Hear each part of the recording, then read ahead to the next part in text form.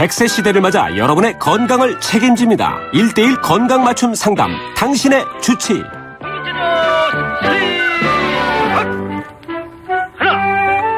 당신의 전성기 오늘 4부 금요일에 함께하는 당신의 주치 시작합니다. 아이고 지금도 H하고 재채기 하시는 분들 혹시 계시나요? 또 콧물을 훌쩍이면서 이 방송 함께하시는 분들도 분명 있을지도 모릅니다. 이 봄철에 알레르기 비염 증세로 병원을 찾는 사람들이 이제 늘어난다고 하는데요. 뭐 어떤 증상에 따라서는 뭐 처방법이 뭐 여러 가지 있겠지만 그래도 오늘 이 시간 함께 하시면 좀 구체적으로 함께 나눌 수 있을 것 같아요. 당신의 주치 알레르기 비염에 대해서 이야기 나눠봅니다. 건국대병원 이비인후과 조재훈 교수 자리 함께 하셨습니다. 안녕하세요. 네, 안녕하십니까. 네. 건국대병원에서 여기 YTN 상암동까지는 거리가 그렇게 먼가요? 어떤가요? 거리는 한 20km 되는데 길이 워낙 좋아서요. 네. 금방 왔습니다. 아, 그러셨어요? 네. 다행입니다.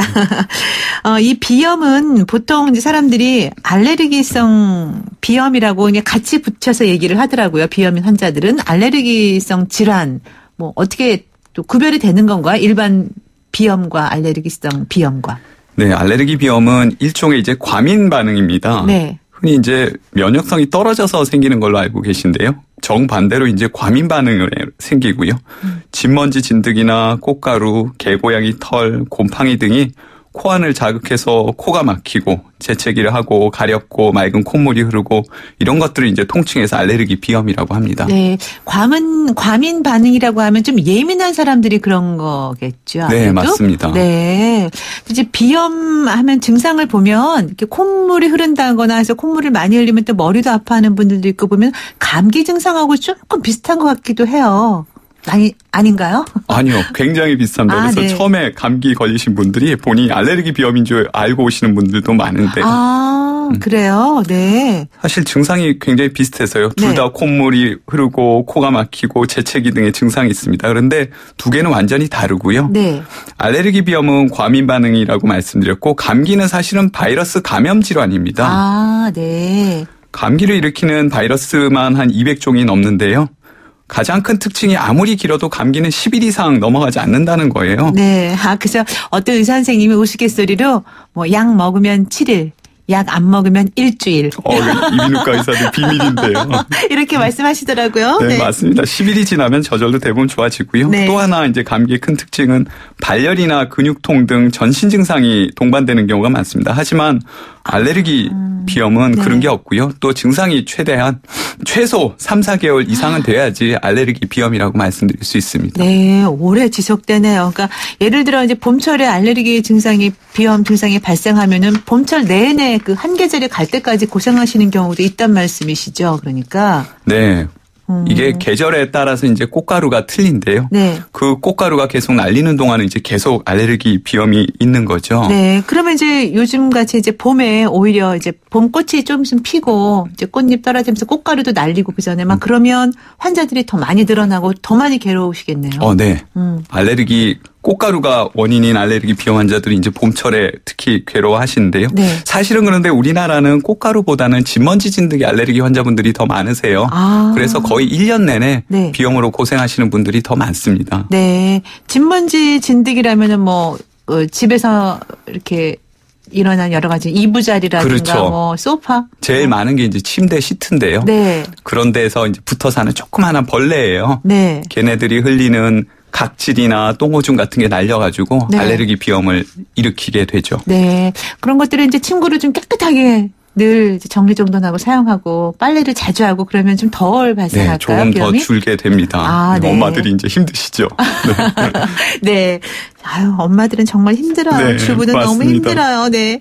근데 이게 꽃가루도 그렇고 뭐 진먼지 진드기가 원인인 경우가 더 많다고 하셨고 요즘같이 이제 또 미세먼지 때문에 이 비염이 또 알레르기 비염이 미세먼지도 원인이 될 수 있는 건가요? 그러니까 정확히 알레르기의 직접적인 원인은 아닌데요. 네. 이 미세먼지가 알레르기 비염을 더 악화시키는 요인이 됩니다. 그래서 이런 그 황사가 심해졌을 때 네. 비염 환자분들은 더 괴로워하시게 되죠. 네. 근데 비염이 그러면 도대체 왜 걸리는 걸까요? 뭐 유전적인 걸까요? 아니면은 그 알레르기성 하면은 뭐 타고난 뭐 알레르기 그런 과민 반응이다 이렇게 말씀 아까 하셨는데. 네. 사실은 의사들도 정확히는 모릅니다. 그렇지만 네. 이제 지금까지 나온 연구 결과들을 쭉 종합을 해보면요. 네. 본인이 타고난 유전적인 요인에다가 어떤 환경적인 요인이 더해져서 생기는 거라고 생각을 합니다. 네. 분명히 알레르기 질환에 잘 걸리는 유전자가 있거든요. 네네. 그래서 그걸 타고난 분들이 어떤 알레르기를 유발하는 원인 물질이 많은 곳에서 생활을 하게 되면 걸리게 된다는 것입니다. 네. 그런데 환경적인 요인이라는 게 굉장히 광범위해서요. 네. 어떤 음식을 먹느냐, 또 어떻게 생활을 하느냐, 운동을 열심히 하느냐 마느냐, 심지어는 출생 시에 자연분만을 했느냐, 제왕절개를 했느냐 이런 것까지 영향을 미친다고 합니다. 아, 그래요? 자연분만을 했느냐, 제왕절개를 했느냐 하는 것까지 영향을 미친다는 얘기는 저는 지금 처음 알았어요, 네. 솔직히. 자연분만을 하면은 네. 조금 더 알레르기 비염이 덜 걸린다고 합니다. 아, 그러니까 자연분만이 사실 여러모로 좋은 거네요. 네, 그런 것 같습니다. 네. 그리고 이제 보통 비염이 이제 있는 사람들의 경우도 어떤 분은 그냥 아주 심각하게 너무 머리도 아프고 좀 정신이 하나도 없고 막 뭐 일상생활을 못하겠다 그렇게 힘들어하는 분들이 계신 반면 또 어떤 분들은 뭐 그냥 대수롭지 않게 살짝 그냥 지나가는 그런 경우도 있거든요. 체질에 따라서 다른 건가요? 네.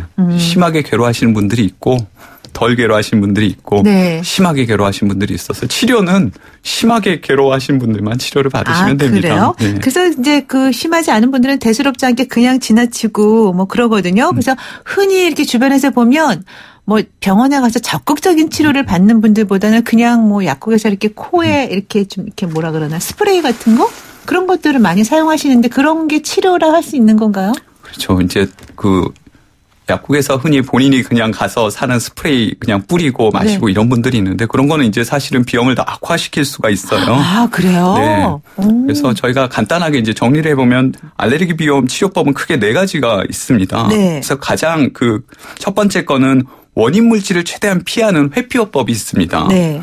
두 번째는 약물요법인데요. 이게 이제 대부분 하는 거죠. 그러니까 회피요법이라면은 이제 뭐 꽃이 많은 곳에 안 간다든가 그렇죠. 꽃가루가 날릴 때는 꽃가루 마스크를 쓴다든지. 아, 네. 아까 말씀하셨듯이 이제 침구류를 자주 세탁을 한다든지. 네. 그런 회피요법이 있고요. 네. 그다음에 두 번째가 이제 약물요법. 이게 이제 흔히 우리가 항히스타민제라고 해서 먹거나 또 코에 뿌리는 스프레이들도 많이 나왔거든요. 네네. 이런 거를 이제 적절히 사용해서 쓰시면 대부분 이 약물로 증상이 조절이 됩니다. 그래서 네. 약물을 써서 증상이 좋아지면 끊고 또 나빠지면 다시 쓰고 이런 거를 이제 계속 반복을 하게 되고요. 네. 다음에는 이제 좀 생소하지만 면역요법이라는 게 있어요. 네. 이거는 이제 먹거나 혹은 주사를 맞아가지고 체질을 근본적으로 개선시키는 방법인데 네. 기간이 한 3에서 5년 정도로 길어요.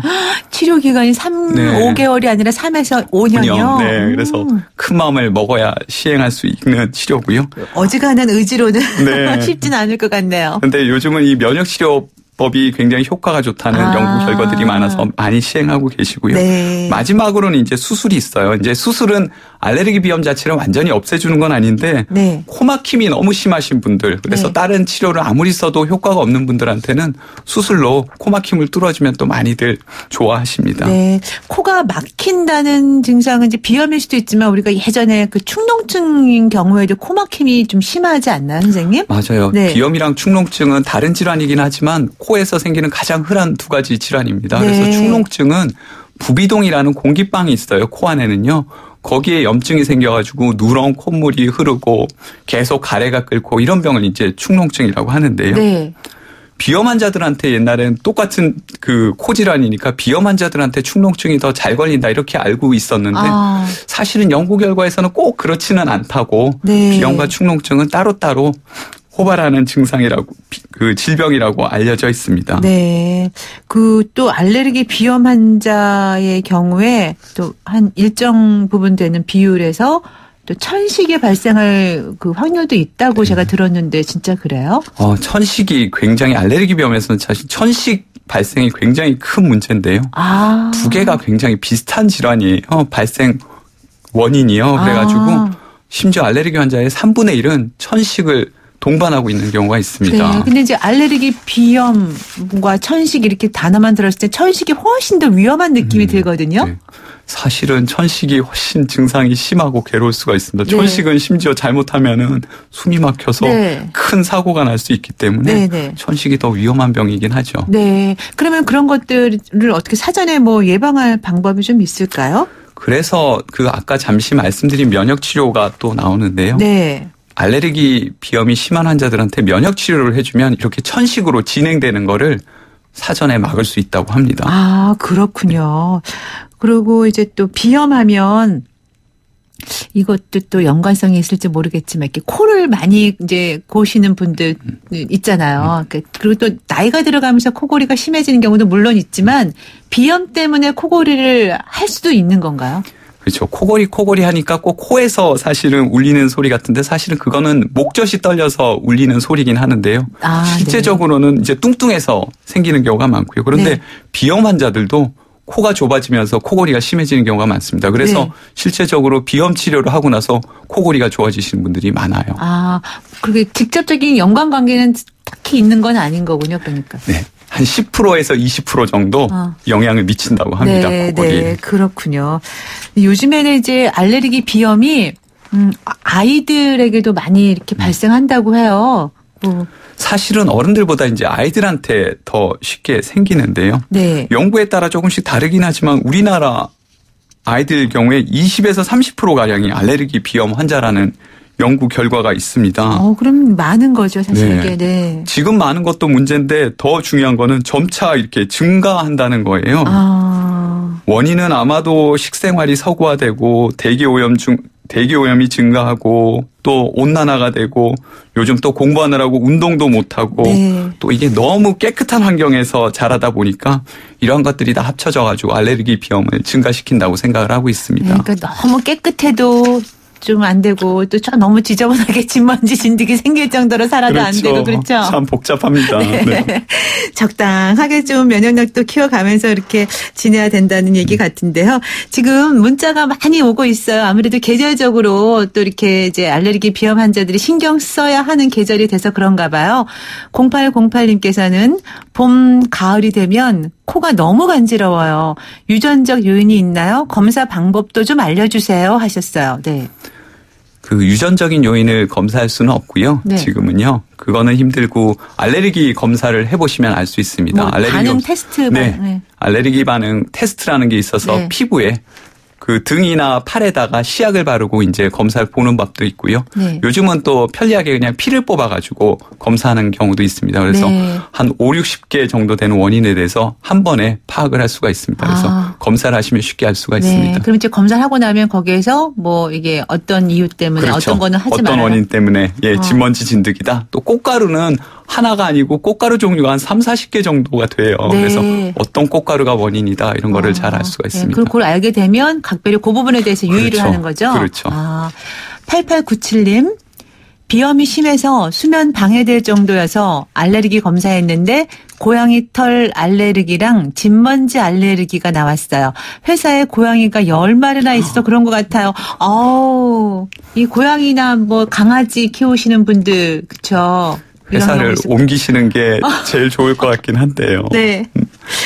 그게 가능하면 옮기시겠지만 네. 참 또 우리가 살아야 맞습니다. 하니까. 진먼지 진드기는 아까 말씀드렸듯이 우리나라에서 가장 흔한 알레르기 원인이고요. 네. 그거는 사실은 정확히 다 치우기가 힘들어요. 네. 저희 지금 이 스튜디오에서도 보는 이런 카페트, 또 우리 침구류, 침대, 네. 또 천으로 된 소파, 커튼 뭐 이런 네, 것들. 커튼들이 다 원인이 될 수가 있거든요. 네.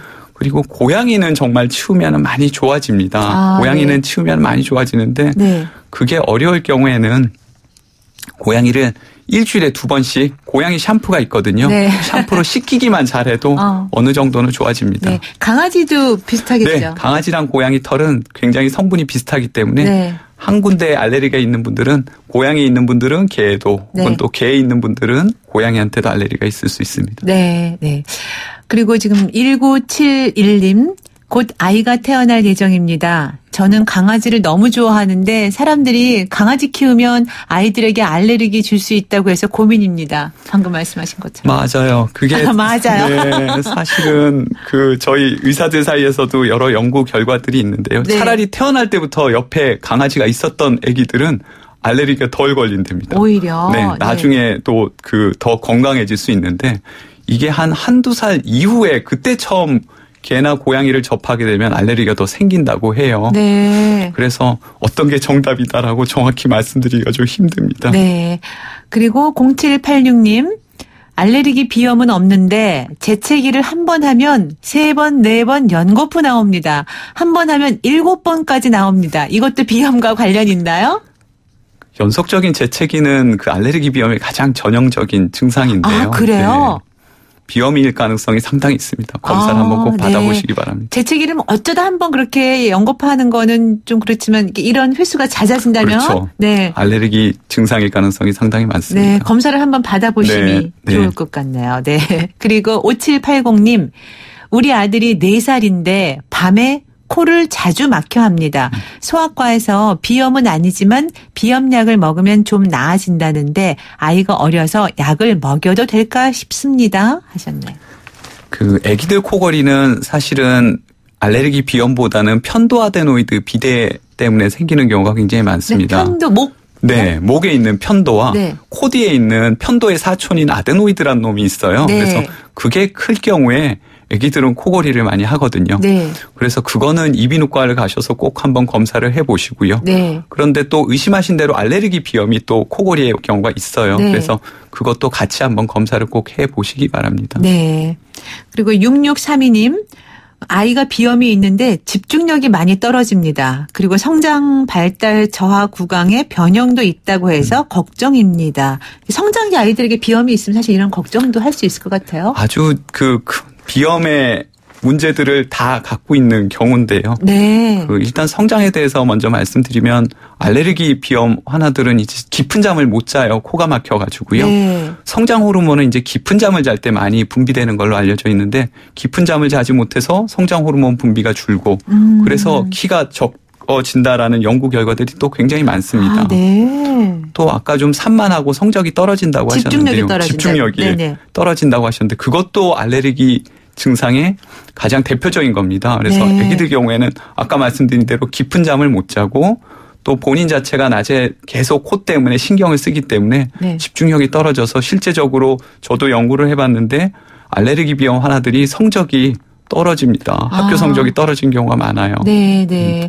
사실 뭐 어른들도 그렇게 자꾸 콧물 흘리면 자꾸 신경이 이쪽으로만 쓰이니까 그렇죠. 집중이 안 되고 네. 머리도 아파지고 네. 컨디션이 다 안 좋잖아요. 옆에 사람이 또 눈치를 주기도 하고요. 그래서 본인도 많이 스트레스를 받는 경우들이 그렇죠. 많습니다. 하물며 아이들은 더 할 것 같아요. 맞습니다. 그리고 네. 아까 얼굴 변형도 말씀하셨는데요. 네, 구강의 변형도 있다고 네. 해서. 네. 코가 막혔는데 억지로 숨을 쉬거나 또 입을 벌리고 숨 쉬는 경우가 많잖아요. 네. 그런 경우에는 구강에 실제적으로 변화가 와서 부정교합, 이빨이 잘 맞물리지 않는 경우가 많이 발생을 합니다. 네. 또 얼굴도 좀 길쭉하게 못생겨지는 경우가 많아요. 네. 우리는 뭐 요즘 길쭉하고 얇은 얼굴을 선호하는데 그렇게 보기 좋게 길쭉한 게 아니고 좀 보기 싫게 길쭉한 얼굴이 돼요. 네. 그러한 여러 가지 문제들이 알레르기 입을 비염 벌리고 때문에 자다 보니까. 네, 입을 벌리고 네. 또 막힌 코로 억지로 숨을 쉬고 네. 그러다 보면 그렇게 얼굴 모양의 변형이 오게 됩니다. 네. 그러면 아이들의 경우에는 특히 증세가 조금 보인다 싶으면 빠르게 검사를 받아보는 빨리 게. 한번 해보시길 권해드립니다. 네. 지금 5449님. 저는 비염이 심해서 약물도 안 들어서 검사를 했는데 원인이 안 나타났어요. 안 나타나는 경우도 있나요? 하셨네요. 그거를 이제 통칭해서 비알레르기 비염이다라고 말씀을 드려요. 네.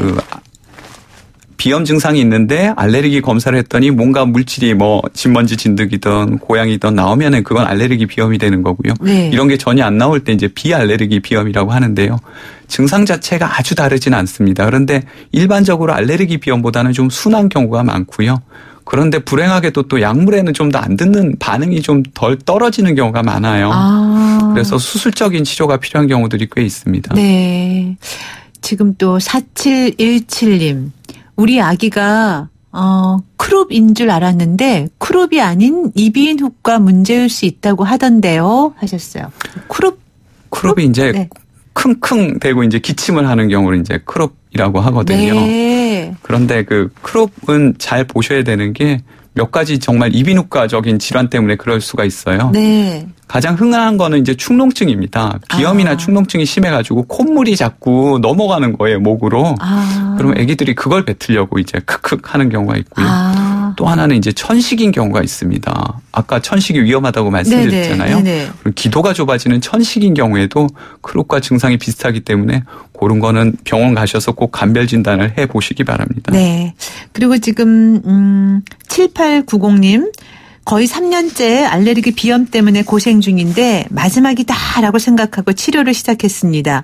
그런데 제가 하나 걱정되는 부분은 매일 커피를 하루 4잔에서 5잔 기본으로 마시는데 혹시 알레르기 비염 치료 중에 카페인 섭취를 해도 전혀 문제가 없을까요? 카페인이 그 알레르기 비염에 직접 영향을 준다는 연구 결과는 사실은 없어요. 네. 그런데 그 잘 아시다시피 커피를 너무 많이 드시면은 좋지 않다고 하거든요. 네. 소량 드셨을 때는 좋은 영향이 많지만 석 잔 이상 넘어갔을 때는 골다공증 등 여러 가지 문제가 되고 특히 인스턴트 커피는 더욱 좋지 않은 걸로 알려져 있습니다. 네, 네. 좋지 않다는 건 가급적 하지 않으면 좋은데 또 그게 마음대로 안 돼서 그렇죠. 문제예요. 한두 잔만 드시죠. 네. 또 8743님. 제가 알레르기 비염 치료를 받는 중인데요. 저는 콧물, 눈 충혈 때문에 사회생활도 힘들고 불면증도 생길 지경입니다. 이미 약도 먹고 있어서 의학적으로 뭔가 더 할 수 있는 건 없을 것 같고요. 음식이라도 조절을 해보려고 하는데 밀가루 같은 것은 안 좋겠지요? 하셨네요. 아까 그 카페인도 마찬가지지만 음식이 이제 상당히 원인으로 그 생각은 하고 있거든요. 특히 네. 저희가 이제 좋지 않게 생각하는 인스턴트 음식. 네. 특히 인스턴트 음식에 든 여러 가지 첨가물들이 있잖아요. 네. 보존제나 색소나 이런 첨가물들이 비염을 좀 악화시키지 않을까 하는 의심은 하고 있습니다. 그런데 네. 명확히 규명된 건 없고요. 네. 또 뭔가 먹으면 좋아지는 음식들 그런 것들도 연구들이 굉장히 많이 되고 있는데 명확한 건 없어요. 단지 네. 최근에는 유산균, 네. 유산균을 먹었을 때 좀 비염이나 천식 같은 게 호전되더라 하는 네. 게 있는데 또 아니다라는 연구 결과도 있어서 제가 여기서 이 자리에서 똑부러지게 뭐라고 말씀은 못 드리겠습니다. 우리 지금 선생님 얼굴이 너무 표정을 보시면 얼마나 안타까워하고 계신지 여러분 아실 수 있을 거예요. 명확하게 똑부러지게 말씀을 못 드려서 죄송하다는 말씀을 하시면서 표정이 너무 그냥 안타까워 그런 표정을 지으셨습니다. 네, 지금 8655님. 우리 사장님이 가을 겨울에 헛기침을 5분에 한 번씩 하는데 이유를 모르겠어요. 이런 경우도 알레르기인가요? 헛기침하고 알레르기하고 연관이 있어요? 사장님이 연세가 좀 되셨나요? 혹시 모르겠지만 네. 그 연세가 드시면은 기침을 하는 경우가 굉장히 많습니다. 네. 목 뒤로 자꾸 그 후비루라 그러는데 네. 가래 같은 게 자꾸 끈끈해져서 넘어가거든요. 네. 그런데 사실 검사를 해보면 별게 없는 경우가 대부분입니다. 네, 네. 그렇게 큰 걱정은 네. 안 하셔도 괜찮을 것 같습니다. 그리고 8550님. 약 7, 8개월 전부터 숨쉬기가 어려워서 병원을 찾았더니 폐기능 검사에서 천식 소견과 알레르기 비염 소견이 보인다 해 치료 중입니다. 비염, 알레르기 천식에 의해서 과호흡증이 올 수 있나요? 하셨네요. 네, 그러니까 그 아까도 한번 말씀드렸지만 알레르기 비염이랑 천식은 이제 기본적인 기전이 같아요. 그래서 네. 코 쪽으로 오면은 그게 알레르기 비염이 되는 거고 폐 쪽으로 기관지 쪽으로 내려가면 이제 그 천식이 되는 거거든요. 네. 그래서 두 가지 질환이 특히 같이 있을 때 숨쉬기가 굉장히 힘들어지죠. 그거를 네. 뭐 특히 과호흡증이라고 그 딱 집어서 얘기하지는 않는데요. 네. 증상이 굉장히 심해지는 경우가 많습니다. 그래서 네. 두 개 특히 같이 있는 경우에는 치료를 좀 더 잘 신경 써서 받으셔야 됩니다. 네, 그렇군요. 또 9986님은 아까 이제 잠깐 고양이 강아지 얘기를 했는데, 알레르기성 비염이라 고양이나 강아지를 만지면 두드러기가 나고 코가 막힙니다. 수영을 배워서 그냥 코 막히는 건 괜찮은데 알레르기가 나타나면 도저히 못 참겠어요. 제가 고양이나 강아지를 정말 좋아하는데 완전히 치료하는 법이 없을까요? 이렇게 하셨는데 아무튼 아까 애완동물은 그렇죠. 네. 목욕 치우는 게 제일 좋지만 네. 그러기가 힘드시다면은 목욕을 잘 시켜라. 네. 그리고 하나 더 그 방법은 면역 치료라는 게 아까 있습니다. 아까 네네. 말씀드렸듯이 면역 치료를 꾸준히 받을 경우에는 이런 그 과민 반응이 많이 줄어들 수가 있습니다. 그렇지만 아까 말씀드렸듯이 그거는 한 3에서 5년 정도 치료를 꾸준히 받으셔야 돼요. 네. 이제 수영을 하신다고 했는데 수영하는 것은 뭐 비염에 좀 도움이 되나요? 어떤가요? 수영을 하고 나면 오히려 그 비염이 악화되지 않을까 걱정하시는 부모님들이 많거든요. 네. 아기들 수영을 시켜야 되냐 안 되냐 네. 그런데 사실 일반적으로는 운동 자체는 그 굉장히 알레르기 비염 증상을 완화시키는 데 도움이 됩니다. 네. 수영뿐만 아니라 모든 운동이 그런데 네. 단지 그 수영장이 걱정이 되는 건 수영장에 이제 염소를 소독약으로 쓰는 경우가 있잖아요. 네. 그런데 그 염소가 변질이 되면은 알레르기를 좀 악화시킬 수 있는 원인 물질이 돼요. 그런데 네. 최근에는 다행히 염소를 쓰는 수영장이 많지 않아서 가능한 한 수영시키시라고 권해드리고 싶습니다. 네, 그렇습니까? 자, 그렇다면 이제 마지막으로 이 알레르기 비염 환자들이 이제 괴로워하는 계절이 다가왔는데요. 부디 좀 잘 이겨내셨으면 좋겠어요. 그런 의미에서 좀 조언을 부탁드린다면. 네, 제가 아까 딱 부러지는 답을 못 드려서 죄송합니다. 그 알레르기 질환은 한마디로 이제 굉장히 힘들고 짜증나는 병인데요. 네. 하지만 최근에는 치료 방법이 많이 좋아졌습니다. 네. 그래서 포기하지 마시고 꾸준히 치료받으시면 이겨나가실 수 있을 것입니다. 네. 오늘 아주 재미있게 또 좋은 말씀 잘 들었습니다. 이 봄철에 많이 이제 힘들어 하시는 분들을 위해서 알레르기 비염에 대한 이야기 건국대병원 이비인후과 조재훈 교수와 이야기 나눴습니다. 네, 고맙습니다. 감사합니다. 네. 당신의 전성기 오늘 금요일 순서 함께했습니다. 마칠 시간 벌써 다 됐어요. 한 주일 정말 빠르죠? 월요일 아침에 인사드렸는데 벌써 금요일에 2주를 마감하는 끝인사. 저희 당신의 전성기 오늘은 월요일부터 금요일까지니까요. 인사드리게 됐습니다. 저는 월요일 아침 10시 20분에 다시 올게요. 오늘 끝곡으로는 왁스의 화장을 고치고 띄웁니다. 지금까지 김명숙이었습니다. 여러분 오늘이 가장 젊은 날입니다.